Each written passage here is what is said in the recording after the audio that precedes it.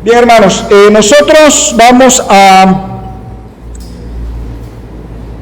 invitarles a que tengan ahí papel y lápiz, que tengan su libreta para tomar nota a una enseñanza que vamos a dar en el día de hoy.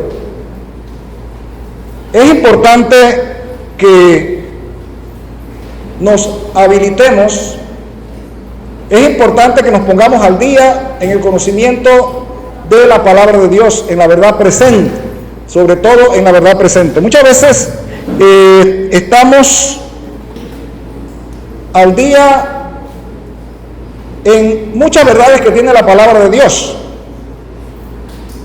y tenemos conocimiento de ella, pero es la verdad presente lo que el rebaño necesita, dice una cita inspirada. Es la verdad presente lo que el rebaño necesita.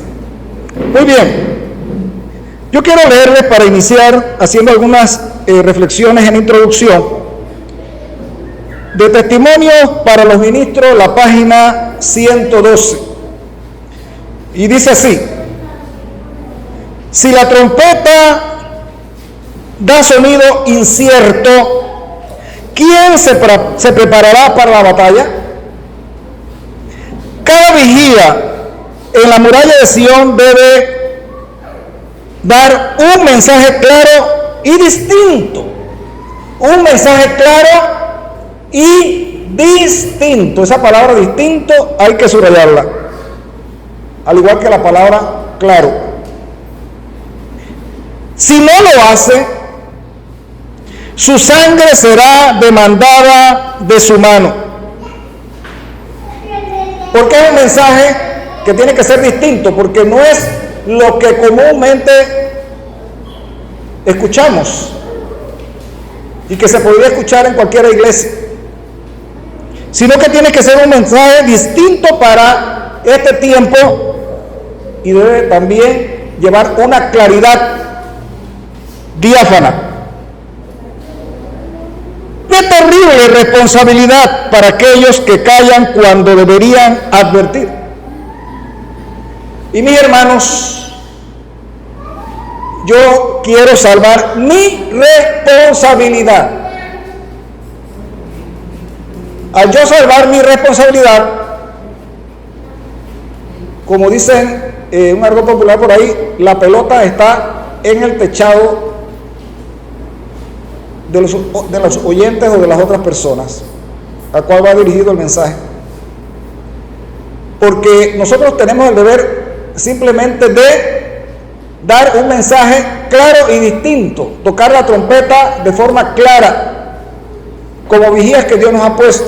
No podemos callar, pero la decisión de hacer caso al mensaje, de recibir ese mensaje de una manera positiva y proceder de acuerdo al consejo divino, ya eso es responsabilidad del oyente.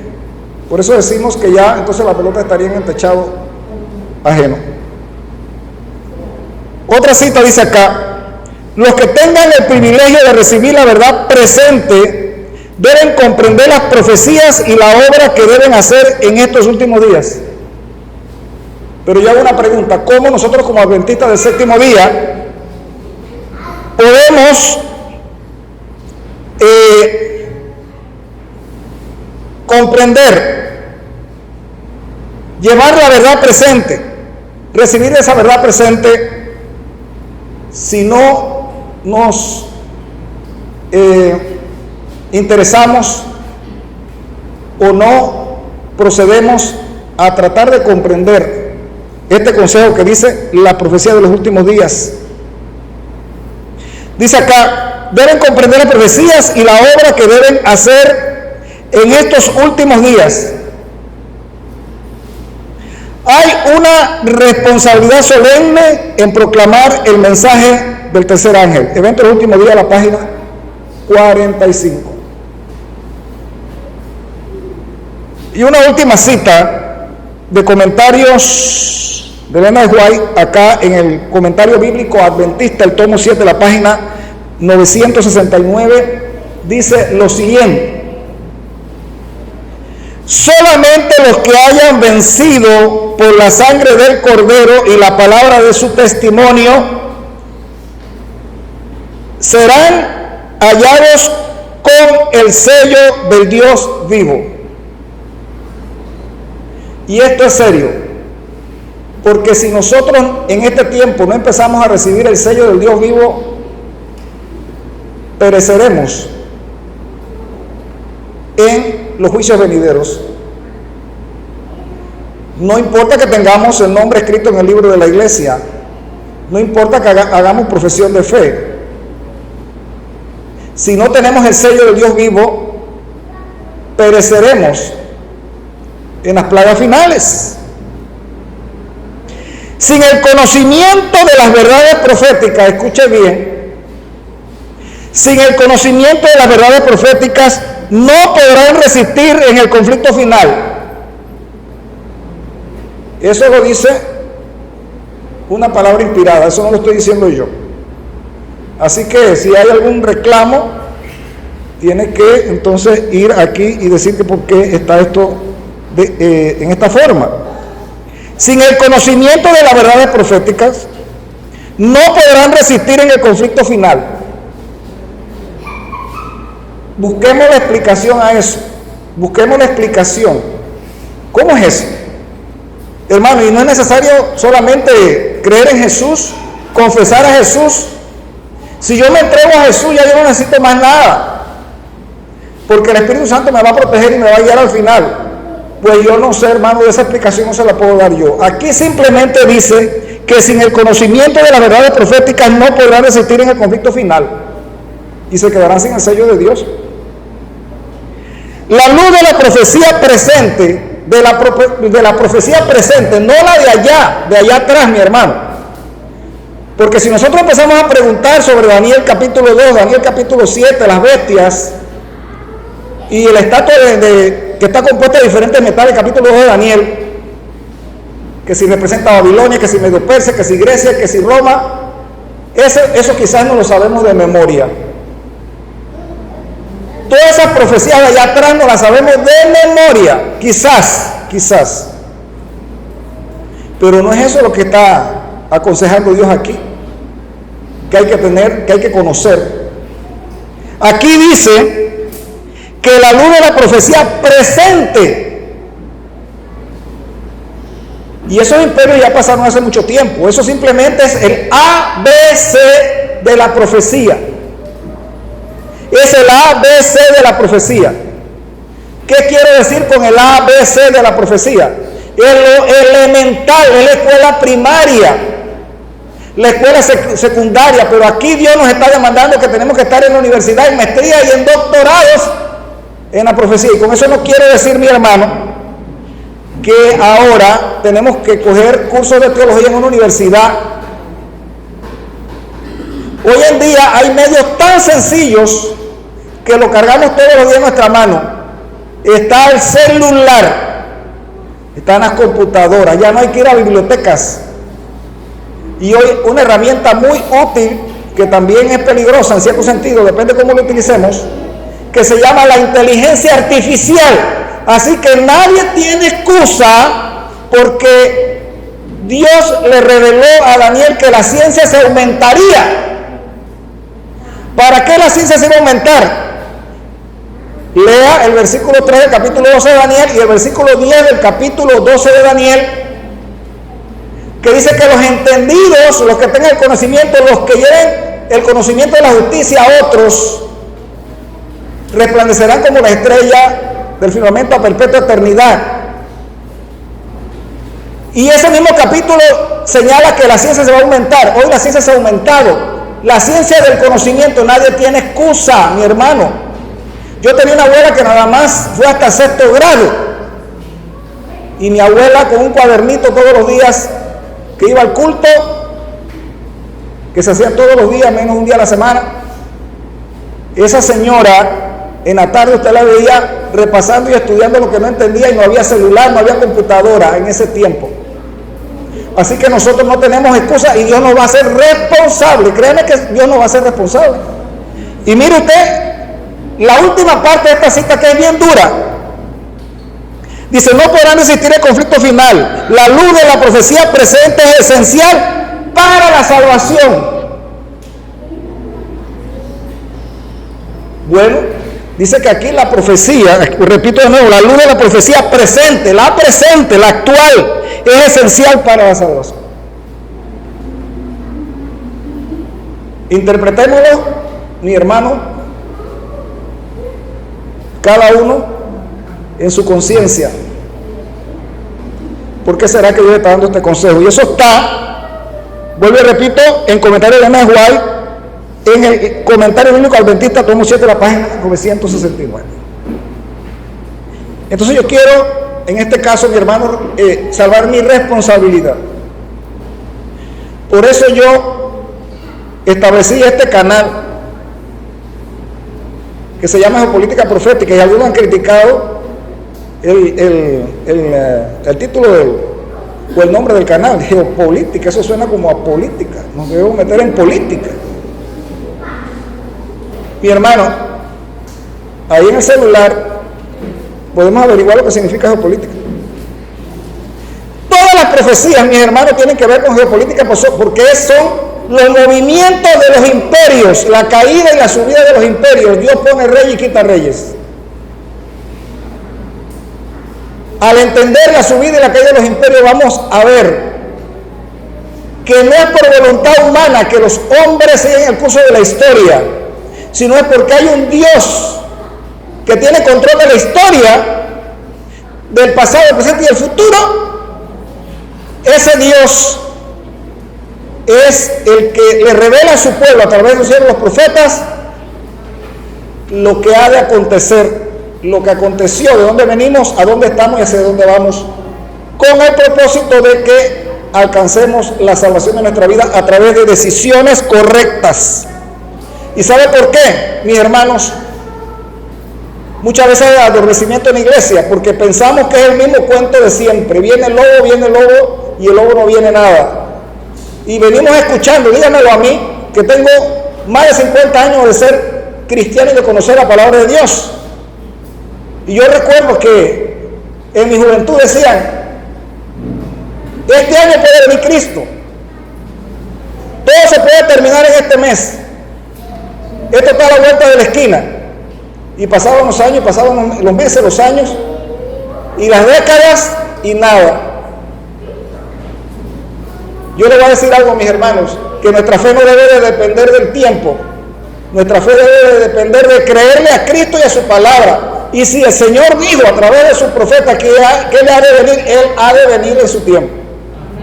Y le voy a decir algo: a como están las cosas hoy día, créame sinceramente que en los años que yo tengo de ser cristiano jamás había visto algo semejante. Cada día me sorprendo más, pero lógicamente que para darse cuenta de eso hay que conocer lo que Dios ha revelado en su palabra y está a la disposición. Solo que tenemos que tener la buena voluntad de investigar. Bien, después de esto, mis hermanos, que hemos tomado un tiempito, vamos a ver rápidamente qué es lo que está pasando con Jerusalén. ¿Qué es lo que está pasando con Jerusalén? Por lo menos, mis hermanos, debemos tener el mínimo conocimiento de lo que está pasando en forma general en el mundo. Si no tenemos ese conocimiento, si estamos en otras cosas, bueno, es asunto de cada uno, es una decisión individual. Pero le voy a decir algo: cualquier momento vamos a ser sorprendidos. Jerusalén, ¿qué es lo que está pasando allá en Medio Oriente, en Israel? ¿Cuál es el centro de la disputa? Jerusalén. Génesis 14, 18, donde por primera vez se menciona a Jerusalén bajo otro nombre, un nombre abreviado, dice lo siguiente: entonces Melquisedec, rey de Salem, ese rey de Salem, Salem es Jerusalén, sacó pan y vino, él era sacerdote del Dios Altísimo. Génesis 14, 18. por primera vez se menciona a Jerusalén bajo el término Salem, un término primitivo que significa paz,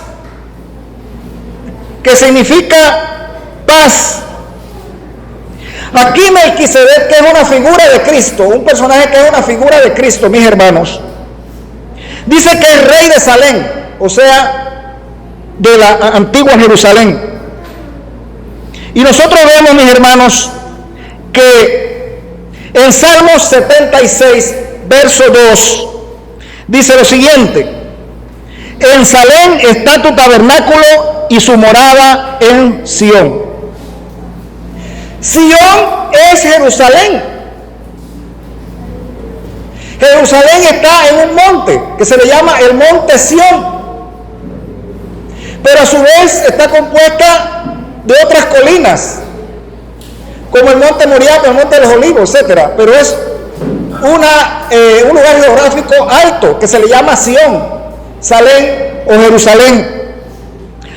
Fabio Josefo, mis hermanos, aquel escritor en el libro de Antigüedades, aquel escritor contemporáneo con los días de Jesús, también afirma que Salem es Jerusalén. Salem es Jerusalén. Ahora, la primera mención de Jerusalén, ya como el término, no como Salem, sino como Jerusalén, esta palabra más larga, está en Josué capítulo 10, verso 1 por primera vez, y dice así: cuando Adonisedec, rey de Jerusalén, oyó que Josué había tomado a Jai y que la había asolado, ahí por primera vez se menciona a Jerusalén. Así que, mis hermanos, Salem o Jerusalén significa paz, significa completo. Ahora, ¿por qué vamos a tocar este tema de Jerusalén? Le voy a decir por qué. Porque esta ciudad, este lugar geográfico, no solamente Jerusalén misma en per se, sino la tierra circunvecina de Jerusalén, que se le llamó la tierra prometida, la tierra que fluye leche y miel, esa tierra que se le prometió al pueblo de Israel cuando salió de Egipto. Esa tierra, y especialmente esa ciudad, mis hermanos, ha sido producto desde tiempos inmemorables, de tiempos antiguos, de conflictos por el dominio de esa tierra y especialmente de Jerusalén. Por eso hay peleas por esa tierra entre judíos, islámicos, la hubo con los católicos cuando tiempo de las cruzadas, y Roma todavía no ha desistido de su ambición por Jerusalén. Van tres entidades aquí en disputa por esa tierra, por esa ciudad.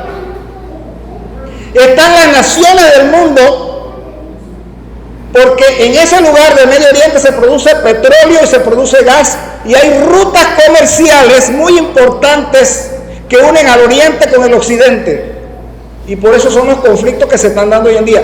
Y el objetivo de este tema, en esta mañana, mi hermano, es entender el origen de los conflictos que se están dando en el Medio Oriente y que van a envolver al mundo en una crisis terrible, y donde se van a manifestar mucho del cumplimiento profético antes de la segunda venida de Jesús y después de la segunda venida de Jesús, y que inclusive van a determinar nuestra salvación, nuestra perdición, en la medida que hagamos caso de las señales de los tiempos. Entonces, mis hermanos, ese es el objetivo del estudio. Como nosotros vemos, desde los días de Abraham, Salem o Jerusalén, ¿quién era el rey de Salem? ¿Era algún judío, algún islámico, algún impío, algún rey impío? ¿Era el diablo? ¿Quién era? Dios, porque dice que Melquisedec era rey de Salem. Rey de Salem. La palabra de Dios dice que de Dios es la tierra y su plenitud. Todo lo que está en esta tierra es de Dios. Que el ser humano, cuando fue engañado Eva, y luego Adán voluntariamente comió del fruto prohibido y desobedeció a Dios de manera voluntaria a mano alzada, perdió el principado y el dominio de la tierra y de un lugar especial que se llamó el Jardín del Edén. ¿Y a quién se la dio? ¿A quién se la cedió mediante la desobediencia? A Satanás. Por eso cuando Satanás tentó a Jesús ahí, que se describe en Mateo capítulo 4, se dice que Satanás le ofreció a Jesús todos los reinos, le mostró todos los reinos del mundo y los tesoros y las riquezas del mundo y le dijo: todo esto te daré, pues a mí me ha sido dado, si postrado me adorares. ¿Qué hizo el diablo ahí? Metió un subterfugio, igual como hizo con Eva.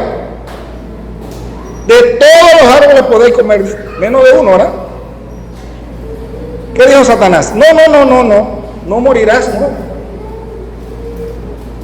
Ahí Satanás combinó la verdad con la mentira y dijo que cuando comieras del árbol serían abiertos vuestros ojos y conocerías todas las cosas, ¿verdad? ¿Tuvieron conocimiento? Sí tuvieron conocimiento. Pero ¿dónde estuvo el problema? ¿Cuál fue la mentira? No morirás. ¿Murieron? Sí murieron. Y por eso es que los seres humanos mueren hasta el día de hoy. Y olvídense que van para un cielo, para un infierno cuando se muere o reencarnan. Porque la muerte es un sueño. La Biblia no enseña la inmortalidad del alma. Esa es una mentira del diablo desde el jardín del Edén.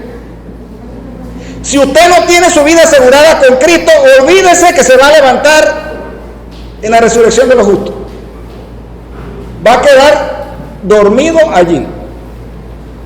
Eso lo dice Isaías 26. Hasta el final, cuando ya venga el juicio, pero para recibir la paga por las cosas que hicieron malas y que no fueron perdonadas por no aceptar a Jesús. Entonces, mis hermanos, encontramos que Satanás dice que era el rey, el príncipe de este mundo, pues. Pero Cristo le quitó el principado en la cruz del Calvario y volvió a recuperar el dominio. Ahora Cristo tiene el dominio, no Satanás. Y ahora Cristo reclama a Jerusalén, Cristo reclama a Salem, Cristo reclama la tierra. Cristo la reclama porque el diablo fue un ladrón que le quitó al hombre el dominio del don de la tierra, del jardín del Edén. Ahora Jesús recupera esto y Jesús va a recuperar a Jerusalén. No es para los islámicos, no es para Israel, los judíos que están allá en el Estado de Israel, que tienen guerra con todos sus vecinos por ahí. No es para los Estados Unidos, Europa, ni para las naciones del mundo. No es para Irán, no es para Rusia, no es para el diablo, es para Cristo. Porque Cristo recuperó los derechos en la cruz del Calvario y eso lo vamos a comprobar. Y es para Cristo y es para todos los que son de Cristo. Y vamos a verlo. Mire usted, nosotros vemos acá, mis hermanos, que el monte de Sión, que es una colina que está dentro de Jerusalén, ese monte de Sión se refería a la fortaleza de Jebusea, que el rey David conquistó y que luego se integró a la ciudad de Jerusalén según segunda de Samuel capítulo 5 verso 6 al 7, donde dice que tomó David la fortaleza de Sión, la cual es la ciudad de David, la ciudad de David. Bien, con el tiempo Sión que se convirtió en Jerusalén, fue el lugar donde se construyó el templo en el monte Moriah, ahí dentro de Jerusalén se construyó el templo. Y finalmente, la morada de Dios y el pueblo de Dios en un sentido espiritual. Pero veamos algo más. Esta ciudad de Jerusalén une tres nombres. Según Salmo 46:4 dice que es la ciudad de Dios. Jerusalén es la ciudad de Dios.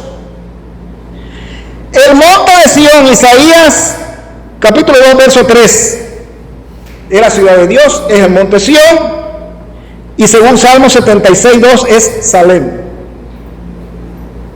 Que en un principio, ¿quién era el rey? Dios mismo. ¿A través de quién?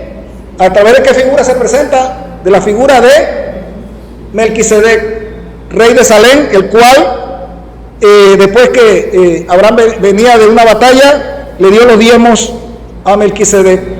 Y Melquisedec le ofreció pan y vino, que es símbolo del cuerpo y la sangre de Cristo. Así que entonces, mis hermanos, vemos en Deseado Toda la Gente, la página 69, para que usted vea que yo no estoy inventando nada aquí. Dice así: Salem, gobernada por Melquisedec, es un tipo de Cristo y de su reinado de justicia y paz. Eso lo dice Deseado de Todas las Gentes. Bien, en el monte del templo, o sea, en el monte Moriah, mis hermanos, fue donde Abraham iba a sacrificar a Isaac. Ahí donde está el templo. Donde está el templo hoy en día, allá. Donde van, donde está la mezquita de Al-Aqsa y el domo de la roca.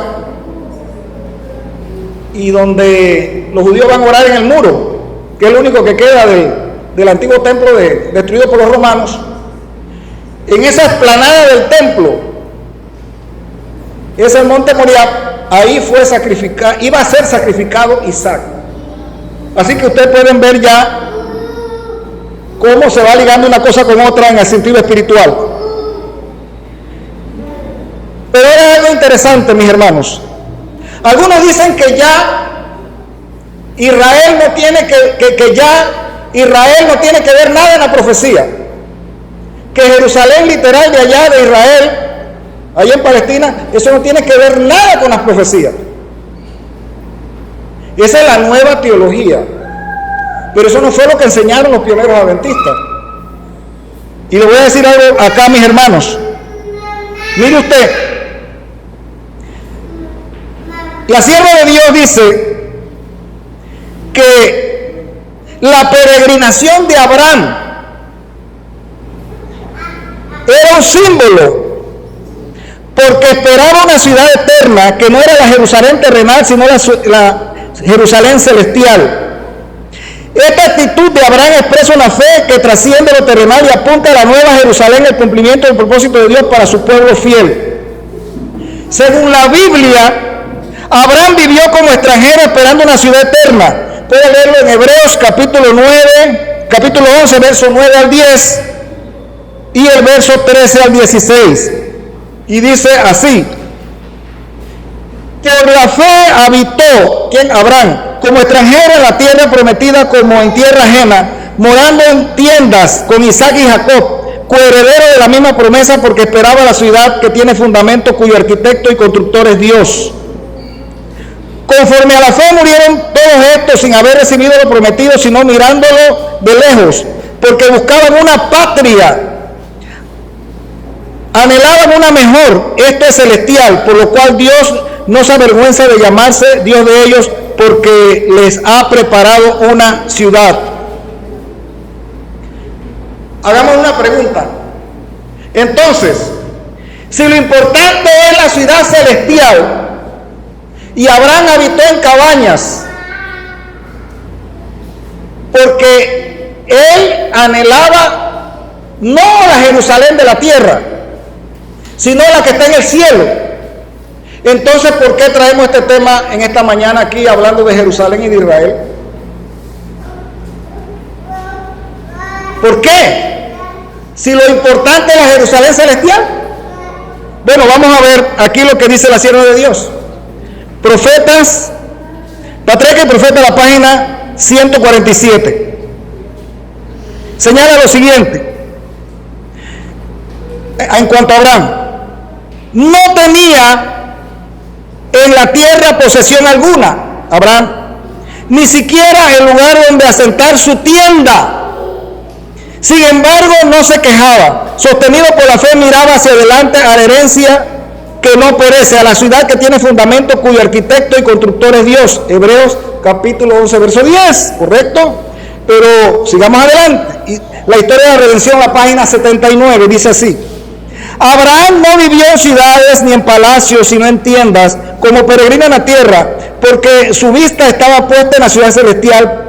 Para él, Jerusalén terrenal no era el objetivo, sino la ciudad eterna de Dios. Pero entonces vuelvo y repito, ¿por qué Dios le da también importancia a la Jerusalén terrenal? ¿Por qué? Veamos, sigamos adelante. El patriarca miraba más allá de lo visible. A pesar de haberse prometido la tierra de Canaán, vivió como extranjero en tiendas, sabiendo que esa promesa no se cumpliría plenamente en esta vida, sino en la vida eterna. Tenía sus ojos puestos en la ciudad que tiene fundamentos. Ok, aquí vamos entendiendo algo. No es que Abraham despreciaba la Jerusalén terrenal, ni es que Dios despreció la Jerusalén terrenal, sino que ese no era el principal objetivo de Abraham, ni debía ser el principal objetivo de los hijos de Dios, porque eso era terrenal, pasajero. Dice aquí que Abraham vivió en tiendas, sabiendo que esa promesa, ¿verdad?, de habitar en Jerusalén no se cumpliría plenamente. No es que no se cumpliría, sino que no se cumpliría en su totalidad, plenamente, sino en la vida eterna. Y yo hago una pregunta a mi hermano: ¿de qué le sirve a la gente pelear un pedazo de tierra?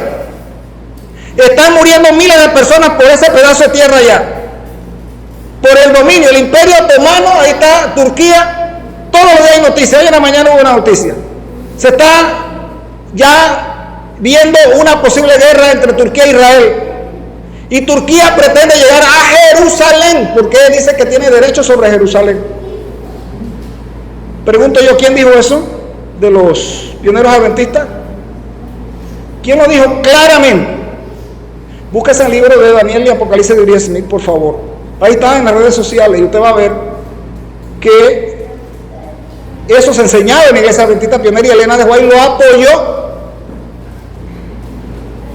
Y luego de pasar unas décadas, como que la profecía no se cumplía, y como que Turquía no tenía nada que ver en estas cosas, hasta que Turquía en 1952 se adhirió a la OTAN, y hoy es parte de la OTAN, y de ahí para acá Turquía ha venido tomando relevancia, y al día de hoy está tan, pero tan fuerte, que la ambición de Erdogan, que es el presidente de Turquía, pretende restablecer el imperio turco otomano para apoderarse de esas tierras y de Jerusalén. Y ya se está hablando del choque que va a haber con Israel. Entonces, nuestros pioneros adventistas y Elena de White son anacrónicos o son extemporáneos. Ellos se equivocaron y dijeron cosas ahí que eso era para aquel tiempo. Era producto de su entusiasmo cuando habían esos conflictos en el siglo XIX y principios del siglo XX. Qué raro, ¿verdad? Qué raro que hoy todo eso se esté cumpliendo al pie de la letra. ¿Será casualidad? Mis hermanos, peleándose un pedazo de tierra, porque Israel también tiene la ambición de hacer el gran Israel, que va desde el río Nilo, acá en Egipto, hasta el Éufrates, en Irak, y que toma parte de Arabia y llega hasta el Mediterráneo, inclusive parte de Turquía, a ser el gran Israel. Porque ellos dicen que entonces la tierra que Dios les prometió Y si usted va al Pentateuco, al Antiguo Testamento, va a encontrar que esos son los límites que Dios le prometió a Israel. Pero la pregunta es: ¿por qué Israel hasta el día de hoy no tiene esas tierras y por qué está en conflicto? Por la desobediencia. Por la desobediencia, mi hermano. Pero los islámicos, Turquía y el mundo islámico, pretenden apoderarse de esa tierra porque dicen que tienen derecho ahí. Los judíos también, las naciones del mundo también dicen que tienen derecho. La iglesia de Roma no se queda atrás. Recuerden las cruzadas, porque el papado pretendía en un tiempo establecer su dominio en ese lugar, establecer su trono allí en Jerusalén. No tanto en el Vaticano, sino en Jerusalén. Ellos pretendían eso. Y hubo miles de muertos en la Edad Media. Y todos quieren esa tierra. Pero la pregunta es: a Abraham se le prometió la tierra, sin embargo Abraham nunca edificó un palacio en Jerusalén. Y pudo haberlo hecho, porque Dios se lo dijo, que esa era la tierra que Dios le iba a dar. Y nunca hizo un palacio ahí, sino que habitó en tiendas, porque su objetivo no era ese, nada más, sino que iba más allá, era la Jerusalén celestial. Hoy en día la gente se pelea por un pedazo de tierra, los vecinos se matan por un pedazo de tierra, los hermanos cometen asesinatos, no se hablan, son enemigos por una fajita de tierra hoy en día. Y usted debe conocer personas así, que por una fajita de tierra, mi hermano, se olvidan del parentesco y de todo. Y pregunto yo, ¿pelear tierra para qué? Si cuando usted se muere, mi hermano, y se vuelve polvo de la tierra, cae en una cajita así, ¿ve? En una cajita así cabe usted. O cabemos todos cuando lleguemos a disolver, que quedemos en polvo de tierra. Pero hoy en día la gente se pelea por la tierra. Pero Abraham sí comprendió que la herencia eterna y verdadera no está en esta tierra, en las cosas materiales, sino está en lo celestial. Él anhelaba la Jerusalén celestial, cuyo arquitecto es Dios. Una ciudad edificada por Dios mismo, celestial. Esa es la que él anhelaba. Por eso habitó en cabaña y nunca hizo un palacio ahí en ese lugar. Pero nosotros vemos algo más, mis hermanos. ¿Qué sucedió con esa Jerusalén física literal? Mire usted. Dice acá en Primera de Reyes, capítulo 11, versículo 36. Y a su hijo daré una tribu para que mi siervo David tenga lámpara perpetua delante de mí en Jerusalén, ciudad que yo me he elegido para poner en ella mi nombre. Salmos 132, versículo 13 al 14 dice: porque Jehová ha elegido a Sión, o sea, a Jerusalén, la quiso para habitación para sí. Este es para siempre el lugar de mi reposo, aquí habitaré porque la he querido. Eso lo dice Dios. ¿A cuál Jerusalén? La que está allá, la física. Porque sí tiene su importancia. Pero vamos a ver, mis hermanos, ¿por qué la importancia? Isaías 2, versículo 3. Porque de Sión saldrá la ley y de Jerusalén la palabra de Jehová. Cuando Dios sacó a Israel de Egipto, mis hermanos, y lo llevó a la tierra de Canaán, a la tierra que le había prometido a Abraham, que fluye leche y miel, Dios lo llevó a ese lugar donde está Jerusalén. Dios quería habitar en medio de su pueblo, y por eso Dios mandó a hacer un templo allí en Jerusalén. ¿Por qué Dios mandó a hacer un templo allí en Jerusalén? Para que, dice Isaías 2:3, porque de Sión, o sea de Jerusalén, saldrá la ley y de Jerusalén la palabra de Jehová. Porque Dios quería que el pueblo de Israel fuera luz a las naciones, que todos los pueblos vinieran a aprender ahí a Jerusalén, que todos los pueblos vinieran allí a conocer a Dios, la ley de Dios, que todos los pueblos conocieran sus mandamientos, especialmente el sábado, como dice Isaías 56, Isaías 53.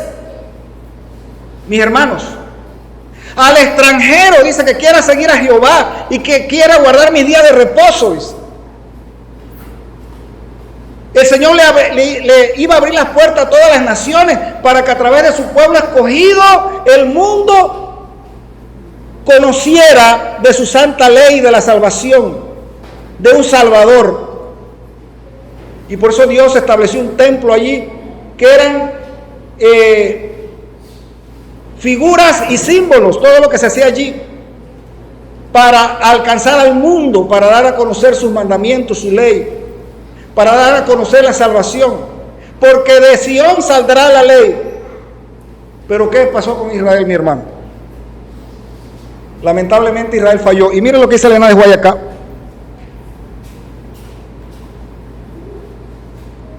Profetas y Reyes, la página 25. Si Israel hubiera permanecido fiel a Dios, Jerusalén habría permanecido para siempre como la escogida del Señor, pero por su apostasía la gloria fue transferida a otro pueblo. El fallo no estuvo en Dios, mi hermano. Dios había escogido ese lugar como su habitación, aquí en la tierra, en el planeta Tierra, para que de ahí saliera el mensaje de salvación al mundo, para que los pueblos conocieran al verdadero Dios, la ley del Señor, y fueran salvos. Y entonces la Sierra de Dios dice acá que sí, y la Biblia también lo dice, que si el pueblo de Dios, Israel, hubiese permanecido fiel, Jerusalén hubiera sido bendecida, ese lugar, hoy no habría guerras en ese lugar. Cuidado que ya Cristo hubiese venido y ya las cosas fueran muy diferentes. Pero ¿por qué no hay paz ahí? Si Jerusalén significa paz.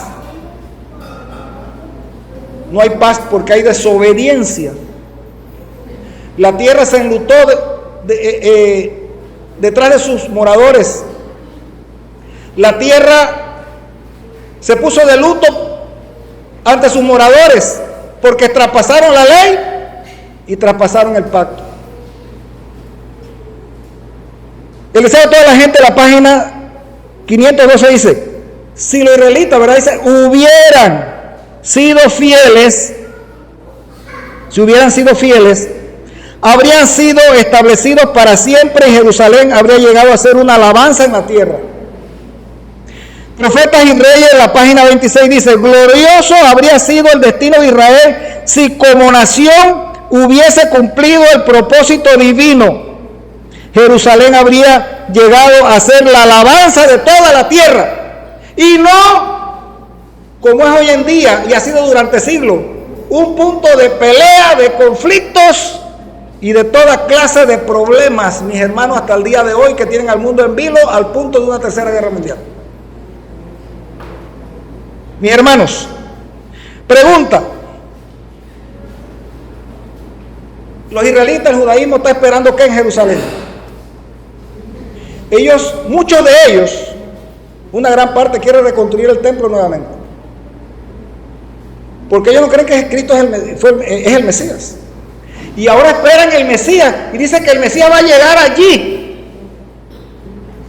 Y hay preparativos para la reconstrucción del templo, solo que lo impide que la explanada ahí donde en el monte Moriah, donde estaba el templo, ahora hay dos mezquitas islámicas, y entonces tendrían que destruirla para construir el templo de Jerusalén, el templo judío. Pero eso significaría un conflicto con el Islam. Entonces, todavía eso no se ha logrado, pero las pretensiones existen.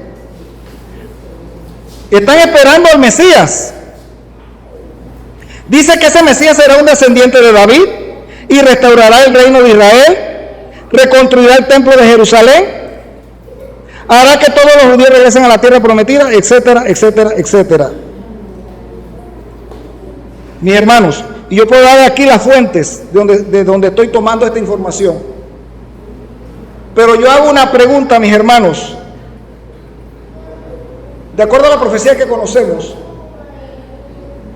¿será que ahí en Jerusalén y en el mundo se va a presentar algún ser majestuoso reclamando que es Cristo, que es el Mesías, que es el Mesías verdadero? ¿A qué le suena eso? ¿A qué le suena eso? a las últimas páginas del conflicto de los siglos, donde dice que Satanás, vestido de ángel de luz, dice que descenderá del cielo como si fuera Cristo. Será un ser deslumbrante, dice que engañará al mundo entero. Y los únicos que no serán engañados son aquellos hijos de Dios que conocen la profecía y que conocen la palabra de Dios al dedillo. Así que, mis hermanos, esto va hacia allá. El gran engaño, cuando aparezca el falso Cristo y creerán que es el Mesías. Y dice que el mundo cristiano, aquí incluimos a católicos y protestantes, dirán: Cristo ha venido, Cristo ha venido, Cristo ha venido. Y ha comenzado el milenio tan largamente esperado, el cual traerá paz y seguridad. Pero dice que será el anticristo, ¿verdad?, vestido de Mesías. Y el papado estará involucrado ahí en eso, mi hermano. El papado estará involucrado en eso. Pero veamos algo más.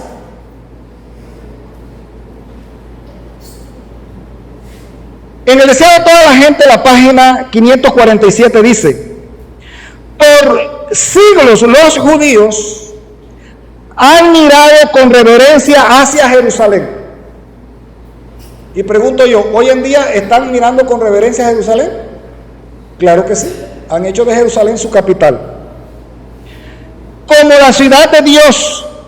Pero Cristo declaró, hay un pero Cristo declaró: he aquí vuestra casa os es dejada desierta. Mateo 23:38.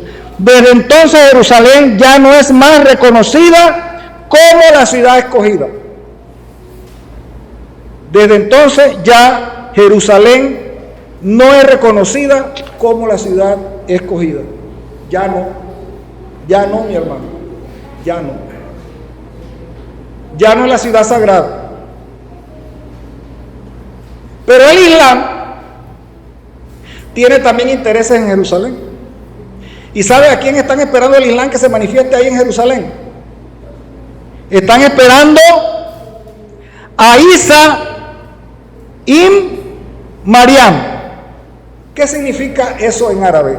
Significa Jesús, el hijo de María. El mundo islámico cree que Jesús va a venir por segunda vez y se va a establecer en Jerusalén junto con el imán Mahdi, que también es un líder que se establecerá en Jerusalén.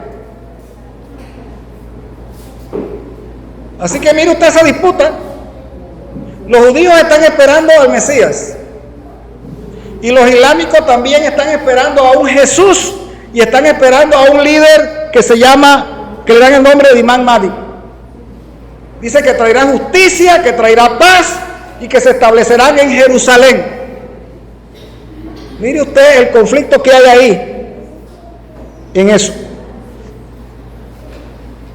La Iglesia Católica Romana, o sea el papado, también tiene intereses en Jerusalén. El Papa Pío IX, mis hermanos, por allá por 1862 declaró su interés por establecerse en Jerusalén. Pero hoy en día la Iglesia de Roma dice que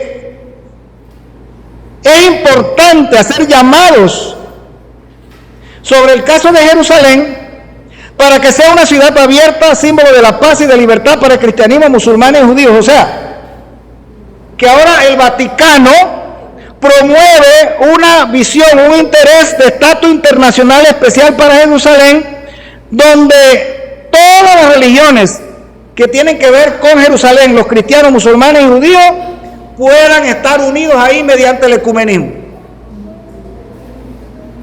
¿Y qué cree usted que va a hacer el diablo cuando se aparezca? Los va a unir a todos. Pero para ir terminando, mis hermanos, yo hago una pregunta. Por fin, ¿quién se va a quedar con ese pedazo de tierra? ¿Quién se va a quedar con esa ciudad? ¿Y quién se va a quedar con el Medio Oriente y con todo eso que hay por ahí? Porque las potencias también los pelean por intereses no de religión, sino por intereses del gas y del petróleo, interés económico, controlar las rutas comerciales. Esa es la pelea que tiene China, Rusia, contra Estados Unidos y Europa en los conflictos Oriente-Occidente. El control de las rutas comerciales y de la producción de energía de petróleo y gas. Por fin, ¿quién se va a quedar con eso? Mi hermano, quien va a quedarse con eso es su dueño legítimo. Y ese se llama Jesucristo. Porque nosotros vemos en la Biblia, en el libro de Génesis, que la tierra y su plenitud, y especialmente el jardín de Edén, ¿de quién eran? De Dios.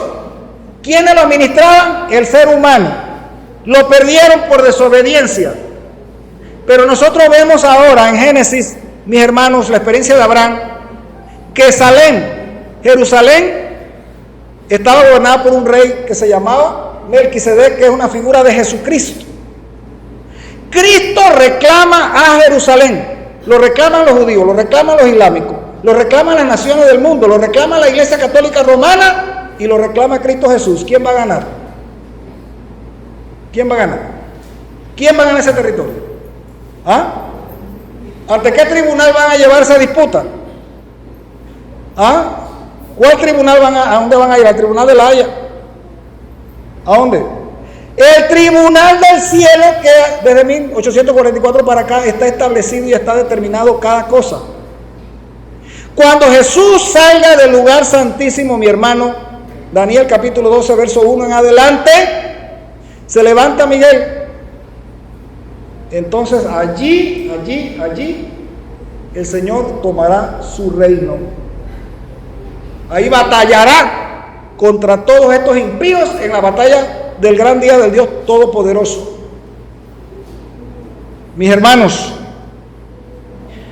dice acá, reflejemos a Jesús, del 29 de marzo, la página 94, es una matutina.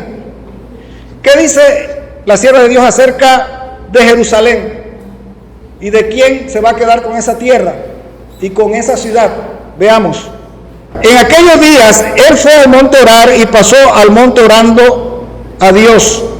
Lucas capítulo 6 verso 12 y capítulo 5 16. El Salvador acudió al monte y aunque sus discípulos descansaron, el corazón de Cristo estaba turbado y su agonía silenciosa. Fue allí que el Redentor vertió sus lágrimas más amargas. ¿Dónde era eso? En el monte de los Olivos en Jerusalén. Regando el monte con su sacrificio espiritual, el monte de los Olivos. La intensa súplica y el llorar sin cesar lo santificaron. ¿Santificaron qué? El monte de los Olivos, con las lágrimas de Cristo, ¿transformando qué? Al monte de los Olivos, transformándolo en lugar de santidad y dolor redentor. El monte de los Olivos fue regado con las lágrimas del Redentor y santificado por su agonía. Hay un lugar allá en Jerusalén, que no es el monte Moriah, donde está la explanada del templo, sino es en el monte de los Olivos, donde Cristo establecerá y reclamará a Jerusalén. Porque Jesús lo santificó con sus lágrimas, su agonía, ahí en el monte de los Olivos. Y veamos esta última cita, mis hermanos. Cómo Cristo va nuevamente a restablecer esa ciudad de Jerusalén para gloria y honra suya y de todos aquellos que son coherederos con Él, todos los que han sido lavados con la sangre de Cristo Jesús a través de las edades. Los justos heredarán la tierra y la justicia se alcanza solamente a través de Cristo. Mire esto, el conflicto de los siglos, capítulo 43, dice así: al fin de los 1000 años, Cristo regresa otra vez a la tierra y le acompaña la hueste de los redimidos, y le sigue una comitiva de ángeles. Al descender en majestad aterradora, manda a los muertos impíos que resuciten para recibir su condenación. Se levanta un gran ejército, innumerable como la arena del mar. ¿Qué contraste entre ellos y los que resucitaron en la primera resurrección? Los justos estaban revestidos de juventud y belleza inmortales. Los impíos llevan las huellas de la enfermedad y de la muerte. Esto es después del milenio, ¿verdad? las miradas de esa inmensa multitud se vuelven para contemplar la gloria del Hijo de Dios. A una voz las huestes de los impíos exclaman: bendito el que viene en el nombre del Señor. No es el amor a Jesús lo que les inspira esta exaltación, sino que el poder de la verdad arranca esas palabras de sus labios. Los impíos salen de sus tumbas tales como a ellas bajaron, con la misma enemistad hacia Cristo y el mismo espíritu de rebelión. No disponen de un nuevo tiempo de gracia para remediar los defectos de su vida pasada, pues de nada les serviría. Toda una vida de pecado no ablandó sus corazones. De serles concedido un segundo tiempo de gracia, los emplearían como el primero, eludiendo las exigencias de Dios e incitándose a la rebelión contra Él. Cristo baja sobre el monte de los olivos. ¿Dónde está el monte de los olivos? En Jerusalén, de donde ascendió después de su resurrección y donde los ángeles repitieron la promesa de su regreso. El profeta dice: vendrá Jehová mi Dios y con él todos los santos. En aquel día se afirmará sus pies sobre el monte de los olivos que está enfrente de Jerusalén, al oriente. El monte de los olivos se partirá por la mitad, formando un valle muy grande, y Jehová será rey de toda la tierra. ¿Quién será rey de toda la tierra? Los Estados Unidos, China, Israel, Irán, Turquía. Jesucristo será el rey de toda la tierra. Dice más: Jehová será rey de toda la tierra. En aquel día Jehová será único, y único será su nombre. Zacarías 14, versículos 5, 4 y 9. La nueva Jerusalén, descendiendo del cielo, deslumbrante en esplendor. Esa nueva Jerusalén que anhelaba ¿quién? Abraham, la del cielo, la que es inmortal, la que es justa, una y verdadera paz, la que el arquitecto es Cristo, es Dios mismo. Desciende la nueva Jerusalén del cielo con deslumbrante esplendor, se asienta en el lugar purificado y preparado para recibirla. ¿A dónde era eso? En el monte de los olivos, en Jerusalén, purificado. Y Cristo y su pueblo, ahí estamos incluidos usted y yo si somos fieles, y los ángeles entran en la santa ciudad. Conflicto de los siglos, páginas 643 y 644. Y dice acá en primero escrito, la página 292: entonces Jesús con todos los santos y los ángeles salió de la ciudad. Los impíos muertos fueron rodeando la ciudad, y Jesús con todos los santos y los ángeles ascendió a lo alto de un gran monte, el cual tan pronto como sus pies lo tocaron, se partió en dos. Ese era el monte de los olivos. Se convirtió en una inmensa llanura. Entonces, mirando hacia arriba, y vimos la gran ciudad con 12 cimientos y 12 puertas, 3 de cada lado y un ángel en cada puerta. Aclamamos: la ciudad, la gran ciudad, baja de Dios del cielo, y descendió y se lo colocó en el lugar donde nos hallábamos. Mis hermanos, por fin, ¿quién ganará este conflicto que hay ahorita? Déjenlo que sigan ellos.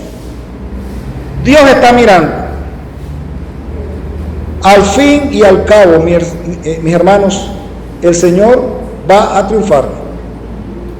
Y ese lugar, producto de tanta disputa, ese lugar el cual Cristo quiso que de ahí saliera su ley y el conocimiento y la salvación al mundo, pero que lamentablemente su pueblo escogido falló. Mis hermanos, al final la iglesia de Cristo triunfará, porque dice la palabra de Dios que cuando Cristo venga con la nueva Jerusalén a posarse en ese lugar geográfico, no dice que en otro lugar del planeta, dice que allí eso lo reclama Dios como propio y purificará ese lugar. Dice que en ese lugar no solamente vendrá Cristo, sino vendrán todos sus santos, todos sus escogidos que han sido lavados por la sangre de Cristo, junto con sus ángeles. ¿Quisiera estar tú allí, mi hermano? Mis hermanos, pronto Cristo vendrá. Pronto el Señor vendrá y no callará. Fuego consumirá delante de Él. Que Dios te guarde y Dios te bendiga. Amén.